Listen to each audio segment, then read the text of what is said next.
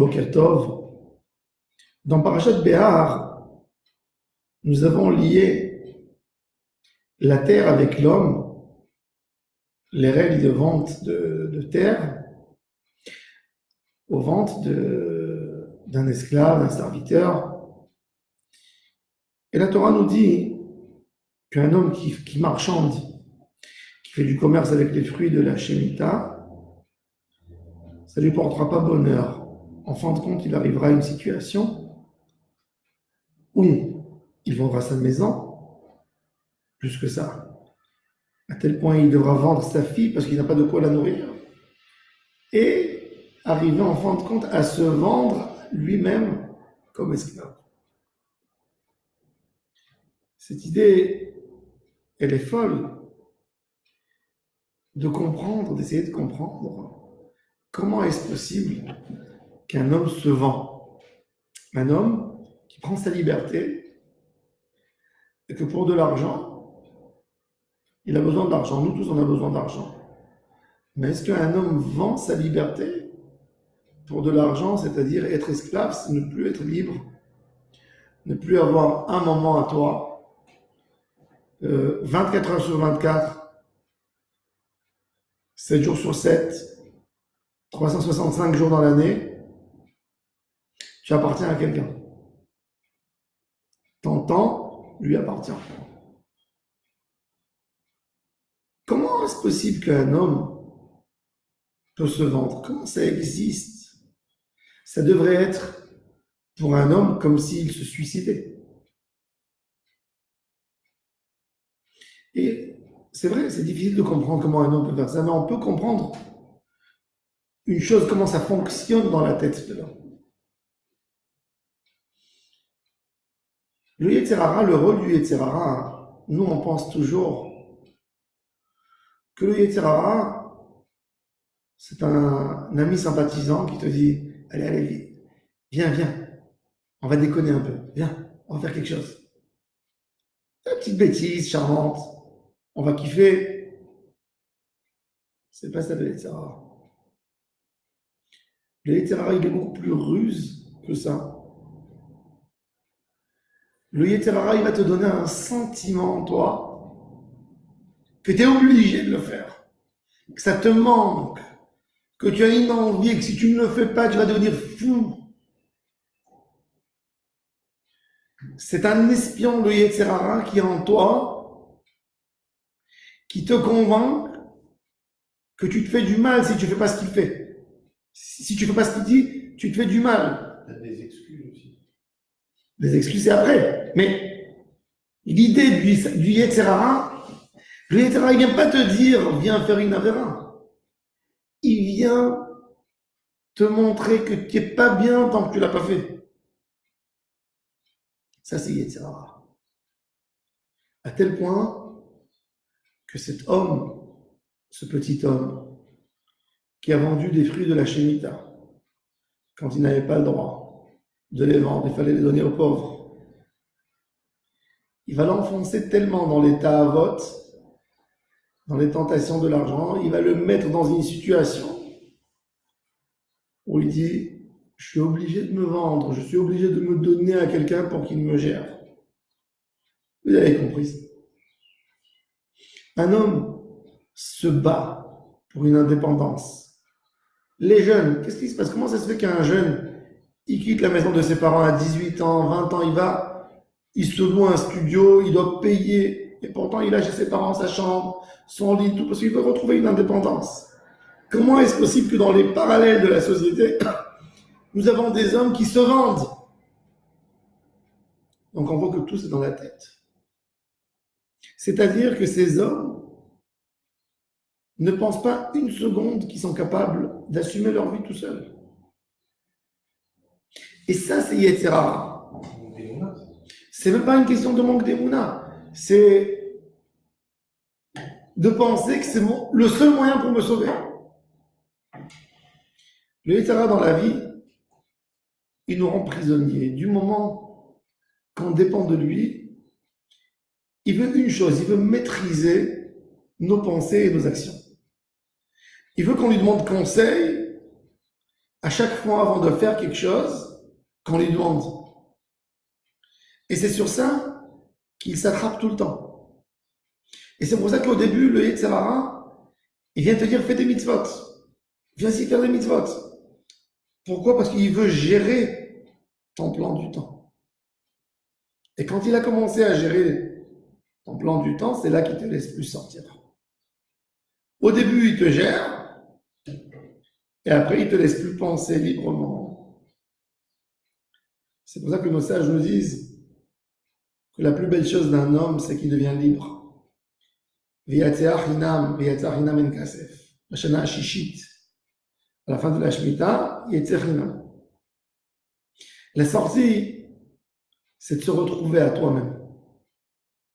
Un homme libre, la vraie définition d'un homme libre, c'est un homme qui peut penser dans n'importe quel domaine lui-même, sans être influencé par d'autres idées. Ça, c'est un homme libre. Aujourd'hui, nous vivons dans un monde qui n'est pas libre. Le Yetzer Hara est tellement fort qu'il nous fait montrer comme si la liberté, elle est ailleurs. La vraie liberté se trouve dans l'étude de la Torah. Mirtav Elohim Harut ala luchot. Nos sages ont dit, n'appelle pas Harut gravé. Herut, liberté. Herut mi malach hamavet. Herut mi Yetzer Hara.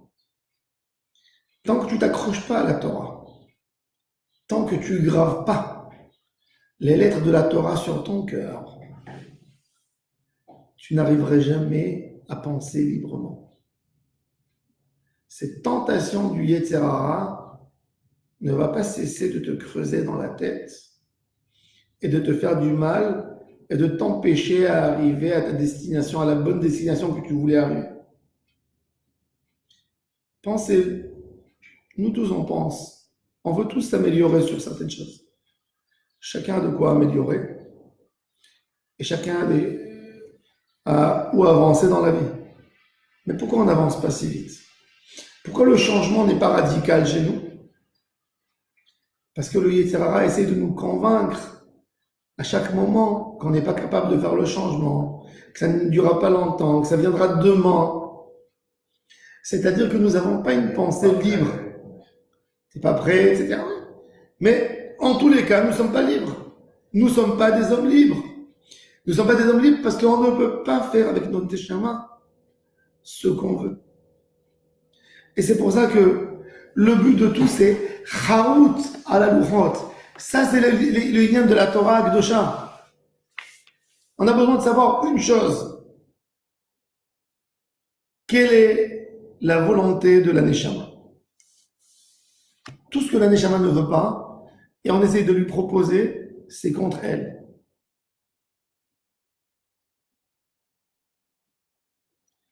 Rabbeinu Yonah, il nous dit qu'un homme qui dit à son maître,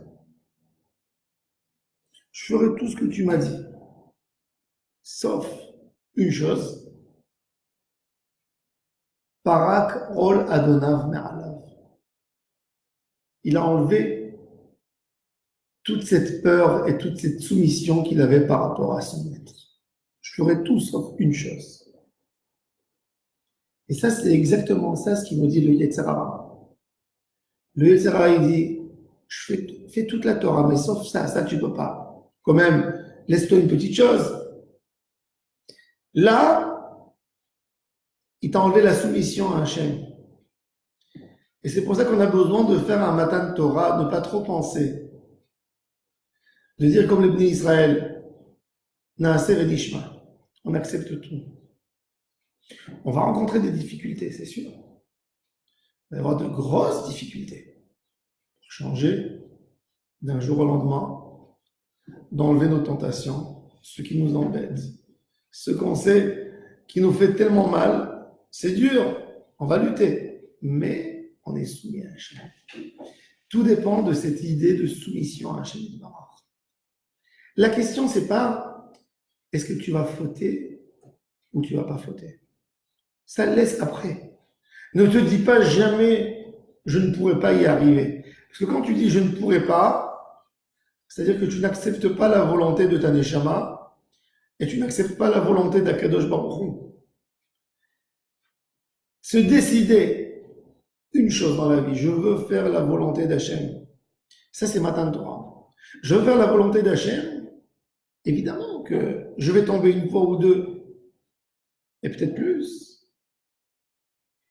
Mais au moins, je vais dans la volonté d'Hachem, ce qui me dit que la seule chose que j'ai besoin de satisfaire, c'est ma Neshama. La Neshama de l'homme, c'est une partie d'Akadosh Baruch Hu qui descend sous le trône céleste qui rentre dans le corps humain, qui est sa Neshama. En moi, j'ai Akadosh Baruch Hu.